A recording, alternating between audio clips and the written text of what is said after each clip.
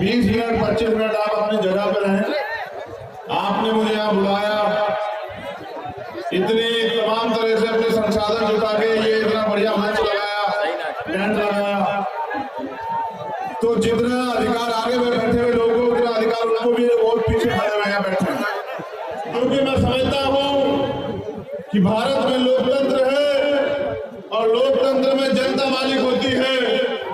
जनता जो तय करती है वही देश का मुकद्दर भविष्य होता है। तो मैं भी अपना दर्द, अपनी पीड़ा, अपनी बात आपके सामने रखना चाहता हूं।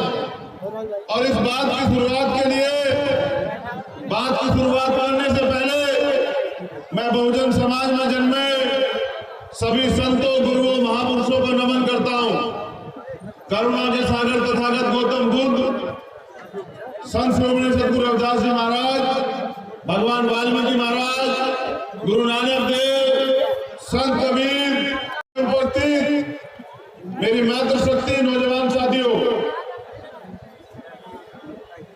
ये सामाजिक परिवर्तन, आर्थिक मुक्ति का आंदोलन जो इस देश में 1848 में चला, जिसको राष्ट्रपिता ज्योतिबा फूले ने चलाया, समानता की बात करके, अधिकारों की बात करके, उनके जाने के बाद उनके साथ रहते हुए इस आंदोलन को उस समय के महापुरुषों ने सींचा, जिसमें उनकी पत्नी के रूप में प्रथम शिक्षिका मां सावित्रीबाई फूले, और जब कोई भी इस आंदोलन को आगे बढ़ाने में मदद नहीं कर रहा था तो अपनी जमीन देने वाली मां फातिमा शेख और उनके भाई, जिन्होंने पहले 17 स्कूल बहुजन समाज के बच्चे और बच्चों को आगे बढ़ने के लिए, पढ़ने के लिए देने का काम किया। उनके जाने के बाद आरक्षण का जनक कुर्मी वंशज छत्रपति साहू जी महाराज ने इस आंदोलन को चलाया और उनके सहयोग से परम पूजनीय बाबा साहब अम्बेडकर ने भारतीय संविधान में हमें अधिकार देकर जानवरों के जीवन से इंसानों का जीवन जीने के लिए हमें अधिकार दिलाए। उनके जाने के बाद मेरे रहबर, मेरे गुरु मान्यवर साहब श्री काशीराम ने इस आंदोलन को अपने खून पसीने से सींचा और उनके साथ हजारों की संख्या में बहुजन समाज के नेताओं ने, सामाजिक योद्धाओं ने इस आंदोलन को बढ़ाने का काम किया।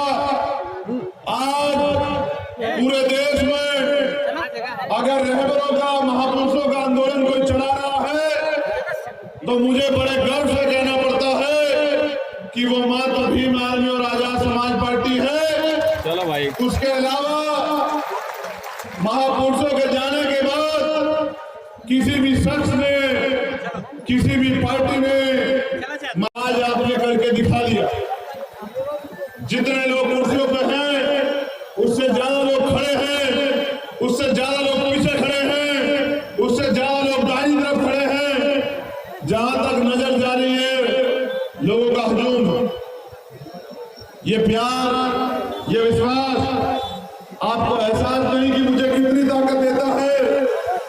मैं मानता हूं कि उत्तर प्रदेश में रही देश में भी बदलाव आएगा युवा सोच के साथ, और आप चले हम सब युवा जोश के साथ। अगर युवाओं के जोश के साथ बदलाव की शुरुआत की जाए तो वो दिन दूर नहीं कि जब बहुजन समाज इस देश में शासक बनेगा। नौजवान साथियों, 5 साल भीम आर्मी के कार्यकर्ता आंधी में, तूफान में, बारिश में, परेशानी में, दिन में, रात में, धूप में, मोटरसाइकिल से, साइकिल से, बस से, ट्रेन से, पूरे 5 साल अगर कहीं भी बहुजन समाज के लोगों पर अत्याचार होता है तो वो दिन नहीं देखते, रात नहीं देखते, समस्या नहीं देखते, वो अपनी जेब नहीं देखते, वो कैसे कैसे। क्योंकि मैं गरीब का बेटा हूं, प्राइमरी स्कूल के हेडमास्टर का बेटा हूं। मैं ये समझता हूं कि एक गरीब के लिए एक टाइम की रोटी, 2 टाइम की रोटी तैयार करना कितना मुश्किल काम है। गरीबों को इस महंगे लोकतंत्र में खड़े होना, अपनी बात को आगे बढ़ाना, अपनी बात को कहना कितनी बड़ी बात है। मैं समझता हूं कि आपने अपना पेट काट के एक टाइम की रोटी को जो है रोक के इस आंदोलन को, इस प्रोग्राम को चलाने का, बनाने का, तैयार करने का काम किया है। आपका ये मेहनत, क्योंकि लोग तो पानी से नहाते हैं, मेरे लोग पसीने से नहाते हैं। मैं इस मेहनत को भूलने वाला नहीं। मैं समझता हूं कि बाबा साहब ने हमें वोट का अधिकार, मतदान का अधिकार राजा बनने के लिए दिया था, किसी का चमचा और दलाल बनने के लिए नहीं दिया था। आज ये बात तर्कसंगत है कि SC/ST के 131 MP होने के बावजूद भी SC/ST के अधिकारों पर कुठाराघात हो रहा है, कोई आवाज नहीं उठाता। जब मैं जौनपुर आया तो मुझे यहाँ इतनी समस्या बताई गई, इतनी बड़ा ढेर समस्या का, कि भैया वहां हत्या होगी, वहां रेप हो गया, वहां जमीन कब्जा ली गई, वहां लाठी मार दी, वहां जो है घर जला दिए गए, कार्रवाई नहीं हो रही है, सुनवाई नहीं हो रही है, गिरफ्तारी नहीं हो रही है। ये समस्या यहाँ, सिर्फ यहाँ नहीं है, ये समस्या पूरे देश में है। कहीं भी किसी की सरकार हो, मैं आपसे एक सवाल पूछना चाहता हूँ। 70-71 साल के लोकतंत्र में हमारी बहनें माताएं भी यहाँ बैठी हैं, नौजवान भी यहाँ बैठे हैं। क्या जो परेशानियां आपके जीवन में हैं, तमाम सरकारें यहाँ रही, क्या वो परेशानियां दूर हुई? नौजवान साथियों, दोनों हाथ उठा के बताओ, आपकी परेशानियां दूर हुई क्या?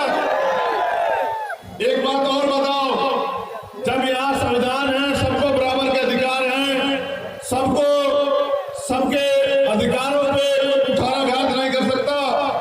जितने लोग यहाँ बैठे हैं, कितने लोग ऐसे हैं जिनकी आमदनी 50,000 रुपये महीना है? जरा हाथ उठा के बताना मुझे, कितने लोग ऐसे हैं जिनकी आमदनी 50,000 रुपये महीना है? क्यों नहीं है? इसलिए नहीं है क्योंकि बाबा साहब सिस्टम पे कब्जा करके रखेंगे और 90% लोग 10% पूंजी से अपना जीवन को जीने के लिए मजबूर रहेंगे। तो किसी भी कीमत पे समानता आ ही नहीं सकती। आज भी बाबा साहब की बात बिल्कुल सही साबित हो जाती है कि आज इस देश में अमीर का कुत्ता भी एसी में सोता है और गरीब फुटपाथ पे सोता है, बिना पंखे के सोता है, बिना छत के सोता है। ये इस देश में 71 साल के लोकतंत्र में भी गरीबों की हालात बनी हुई है। नौजवान साथियों, ये हालात किसी भगवान ने नहीं बनाई, आपके भाग्य में नहीं लिखी है। लोकतंत्र बना इसलिए था कि अंतिम व्यक्ति को भी सारी सुविधाएं मिलनी चाहिए। मैं अपनी बात के आधार पर कहता हूं, और आप इस बात को जानते हैं नहीं जानते कि मैं कोई भी बात ऐसे वैधानिक नहीं कहता हूं। आप इस बात को मानते नहीं मानते बताइए? क्या कोई बात मैं आपसे झूठ कहता हूं? मैं पूरी जिम्मेदारी से कह रहा हूं, मीडिया के लोग यहाँ हैं। भारतीय संविधान अंतिम व्यक्ति को भी रोटी, कपड़ा, मकान, चिकित्सा, शिक्षा, सुरक्षा, रोजगार और न्याय की गारंटी देता है। अगर कोई कहते नहीं देता तो आओ आर्टिकल पढ़वा देता हूं। भारतीय संविधान अंतिम व्यक्ति की भी रक्षा करता है, लेकिन फिर भी देश में अन्याय, अत्याचार, दुर्जाति होती है।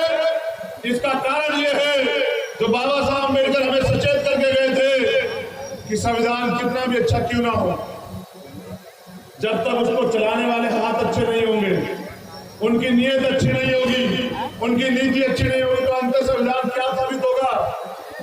बुरा। संविधान कितना भी बुरा क्यों ना हो, अगर चलाने वाले हाथ अच्छे हैं, उनकी नीयत अच्छी है, उनकी नीति अच्छी है, तो अंत संविधान क्या साबित होगा? अच्छा। ये लड़ाई, ये आंदोलन तभी सफल होगा। मेरे रहबर भी कहा करते थे कि जब इस आंदोलन से मिशनरी लोग, बहुजन समाज के आंदोलन को समझने वाले लोग MP MLA बनेंगे, सदन में जाएंगे, विधानसभा में जाएंगे, लोकसभा में जाएंगे हितों के लिए